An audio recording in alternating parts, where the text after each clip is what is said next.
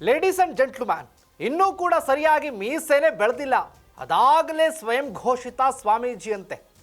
ಈಗ ಮಲ್ಲಿಕಾರ್ಜುನ ಮುತ್ಯ ಯಾವಾಗಲೂ ಶರ್ಟು ಕಾಲರ್ ಎತ್ಕೊಂಡು ಓಡಾಡುವ ಈತನಿಗೆ ಸಾವಿರಾರು ಭಕ್ತರು ಬೇರೆ ಅಪ್ಪಾಜಿ ಅಪ್ಪಾಜಿ ಅಂತ ಕೂಗ್ತಾರೆ.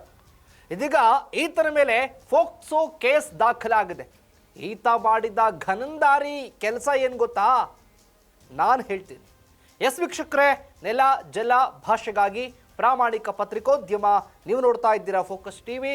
ನಾನು ಶಿಬು ರಾನರಾಪುರ.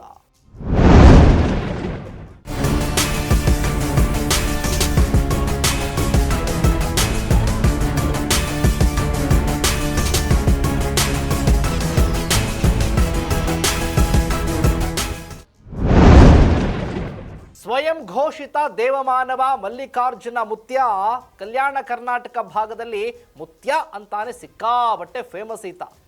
ಅಷ್ಟೇ ಅಲ್ಲ ರೀ, ನೆರೆಯ ಆಂಧ್ರ ಪ್ರದೇಶ, ತೆಲಂಗಾಣ, ಮಹಾರಾಷ್ಟ್ರದಲ್ಲೂ ಕೂಡ ಈತನಿಗೆ ಅಪಾರ ಸಂಖ್ಯೆಯ ಭಕ್ತರಿದ್ದಾರಂತೆ. ಈತ ಎಲ್ಲೇ ಹೋದರೂ ಸಾವಿರಾರು ಜನ ಭಕ್ತರು ಬಂದು ಅಪ್ಪಾಜಿ ನೀವೇ ನಮ್ಮ ಅಪ್ಪಾಜಿ ಅಂತ ಕೂಕೊಂಡು ಬೋರ್ಡೋಡ್ ಬರ್ತಾರಂತೆ. ಮಲ್ಲಿಕಾರ್ಜುನ ಮುತ್ಯ ಸದಾ ರೌಡಿ ಲುಕ್ನಲ್ಲೇ ಕಾಣಿಸ್ಕೊಳ್ಳೋದು, ಇದರಲ್ಲೂ ಕೂಡ ಸಿಕ್ಕಾಬಟ್ಟೆ ಫೇಮಸ್ ಈತ. ಸದ್ಯ ಈತನ ಮೇಲೆ ಕೇಸ್ ಈಗ ದಾಖಲಾಗಿದೆ.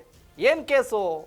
ಅಪ್ರಾಪ್ತ ಬಾಲಕಿಯನ್ನ ತಮ್ಮ ತೊಡೆಯ ಮೇಲೆ ಕೂರಿಸ್ಕೊಂಡು ಅನುಚಿತವಾಗಿ ವರ್ತಿಸಿದ್ದಾನೀತ. ಮಾಹಿತಿ ತಗೊಳ್ತೀನಿ, ಮಾಹಿತಿ ತಗೊಂಡು ಉತ್ತರ ಕೊಡ್ತೀನಿ. ಮುತ್ಯ ಕೇಸಲ್ಲಿ ಸರ್ ಪೋಕ್ಸೋ ಕೇಸ್ ದಾಖಲಾಗಿದೆ. ಸೊ ಎಸ್ಕೇಪ್ ಆಗಿದ್ದಾರೆ ಅಂತ ಮಾಹಿತಿ ಇದೆ ಸರ್. ಸೊ ಅದ್ರ ಬಗ್ಗೆ ಗೃಹ ಇಲಾಖೆ ಯಾವ ರೀತಿ ವೈರಲ್ ಆಗ್ತಿದೆ? ಮಾಹಿತಿ ತಗೊಳ್ತೀನಿ. ಈತನ ಈ ವಿಡಿಯೋ ಇತ್ತೀಚೆಗೆ ಸಿಕ್ಕಾಬಟ್ಟೆ ಸೋಷಿಯಲ್ ಮೀಡಿಯಾದಲ್ಲಿ ವ್ಯಾಪಕವಾಗಿ ಹರಿದಾಡಿತ್ತು. ಈ ವಿಡಿಯೋ ಸಾರ್ವಜನಿಕ ವಲಯದಲ್ಲಿ ತೀವ್ರ ಸಂಚಲನ ಉಂಟಾಗಿತ್ತು, ಆಕ್ರೋಶಕ್ಕೂ ಕೂಡ ಕಾರಣ ಆಗಿತ್ತು.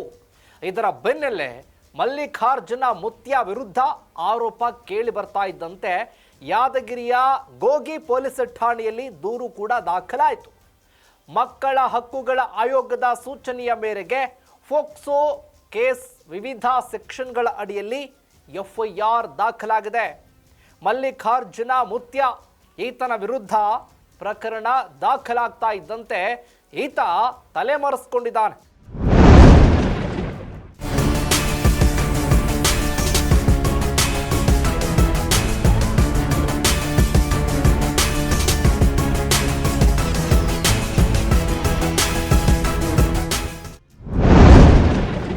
ಸದ್ಯ ಪೊಲೀಸ್ನವರು ಮಲ್ಲಿಕಾರ್ಜುನ್ಗಾಗಿ ಶೋಧ ಕಾರ್ಯವನ್ನು ಆರಂಭ ಮಾಡಿದ್ದಾರೆ. ಪ್ರಕರಣ ಈಗಾಗಿರೋದ್ರಿಂದ ಯಾವುದೇ ಕ್ಷಣದಲ್ಲಾದರೂ ಕೂಡ ಪೊಲೀಸ್ನವರು ಆರೋಪಿಯನ್ನ ಬಂಧಿಸುವಂತ ಸಾಧ್ಯತೆ ಇದೆ. ಆದರೆ ಇದು ಭಕ್ತರ ವಲಯದಲ್ಲಿ ದೊಡ್ಡ ಆಘಾತವನ್ನ ಉಂಟು ಮಾಡಿರೋದು. ಸದ್ಯ ಜಿಲ್ಲಾದ್ಯಂತ ಈ ಘಟನೆ ದೊಡ್ಡ ಚರ್ಚೆಗೆ ಗ್ರಾಸವಾಗಿದ್ದು ಭಕ್ತ ವಲಯದಲ್ಲಿ ಸಂಚಲನ ಉಂಟು ಮಾಡಿದೆ. ಆದರೆ ಈ ವಿಡಿಯೋದ ಅಸಲಿಯತ್ತು ಏನು ಅನ್ನೋದು ಮಾತ್ರ ತನಿಖೆಯಿಂದಷ್ಟೇ ಗೊತ್ತಾಗಬೇಕಾಗಿದೆ. ಇದಾಗಿತ್ತು ಫೋಕಸ್ನ ಸ್ಪೆಷಲ್ ಸ್ಟೋರಿ. ಇದೆಂಥ ಕೃತ್ಯ. ಎಸ್ ವೀಕ್ಷಕರೇ, ನೆಲ ಜಲ ಭಾಷೆಗಾಗಿ ನೋಡ್ತಾ ಇರಿ ಫೋಕಸ್ ಟಿವಿ.